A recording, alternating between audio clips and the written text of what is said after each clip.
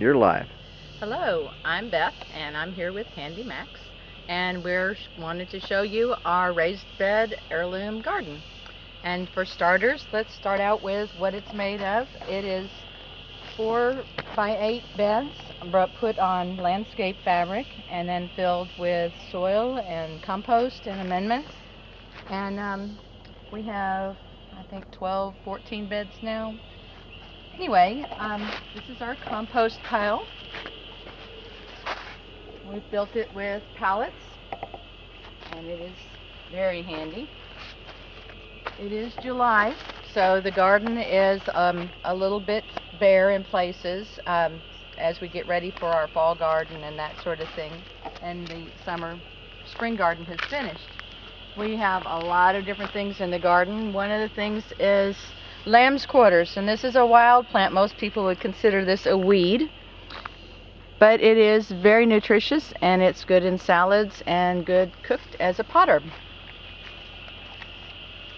This bed is gone vacant, but I wanted to show you one of the other wild things we have growing here. This is called Sweet Annie, and it is in the wormwood family, so it is a really good insecticide. So when it sprouts up here and there, we cut off fronds of it and put it in with like the lettuce and that sort of thing, and to help keep the bugs off. This bed is a strawberry bed. Eventually it will be full of strawberries. Right now we grew collards here and let them go to seed. We save the seeds, and then we cut the plants back to give us some growth that we can eat off of until we get seeds started a little bit later this summer. We've been planting several different varieties of binding crops. We use these trellises to do a vertical system to keep them from the ground. This particular one is a little heirloom cucumber, and it's interesting because it's fuzzy and not so spiky like some of the other ones. This one is called moringa. This bed is a lettuce bed.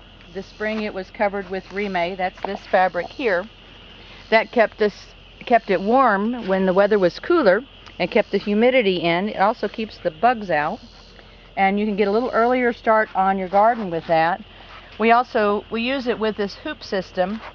This is black water pipe that we have put over rebar pounded into the ground, and the pipe just slips right over the top of it, and then the rime can float over it, and we anchor it with rocks.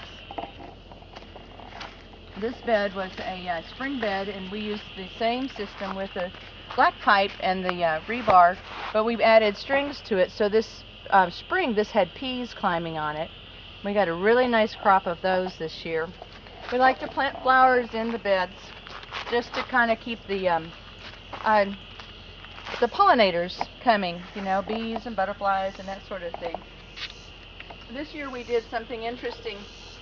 This is eggplant, and we planted the seed direct sown in these styrofoam cups. The bottoms are out of them, and we were able to keep it moisture by filling the cups with water and letting the moisture be right where we needed it with the seeds. You can cover those and make little mini greenhouses out of them and help speed the process. This is our tomato bed, and it is July, so we had to use a little bit of a shade cloth.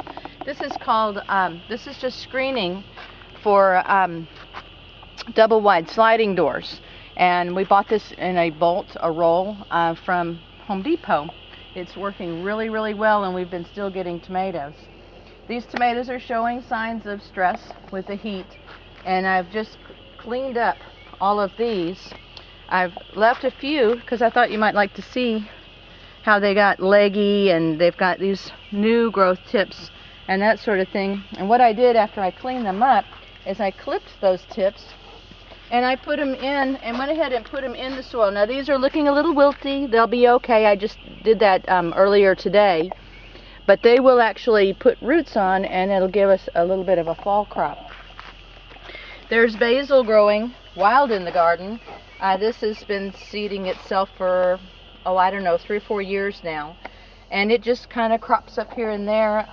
We move it around and plant it in between things like the tomatoes, also for bug control. And plus we get lots of extra basil. We have melons that we're growing on the trellis system, but we choose smaller melons. The melons are only get to be 2 to 3 pounds, and this was Hale's, what was it, Max? Hale's Best. Hale's Best. And so we'll get several of these little 3-pound melons, which is perfect for 2 people. There's some melons over here that we have going. They're a French variety, and a very sweet, very tasty melon. And we've got some good sized ones coming on these, as you can see. There's another one here that's just about ready. Now, many of the beds have perennials on the ends of them. There's thyme over in this bed over here, and sorrel, a French sorrel, and lavender over in this one. And we've got peppers in this bed, another variety of melon on this trellis. The vertical really saves space, and it gets the air through it, so you don't have much trouble with powdery mildew and such. This is our okra bed. We've got okra just coming on. This is Clemson Spineless, and it seems to like the heat really well. And this is our squash bed. We've got a heirloom varieties here. This one is an Italian variety. And we had a little trouble at first because it was so dry. And we started a bubbler system, and really got some good soaking here. It looks like it's going to be coming back. So over here we've got some fig trees that we planted this year, and we hope to make them into an arbor so that we have some shade on this north side. So that's just a quick discussion of this garden. It was a request by Granny, and we hope that you will enjoy it. And if you have other requests for videos, we do all kinds of homesteading things, and so please ask. And thank you for watching. I'm just going to get these figs real quick before we sign off, Beth, because they are really pretty. They're the pride and joy of this part of the garden for me.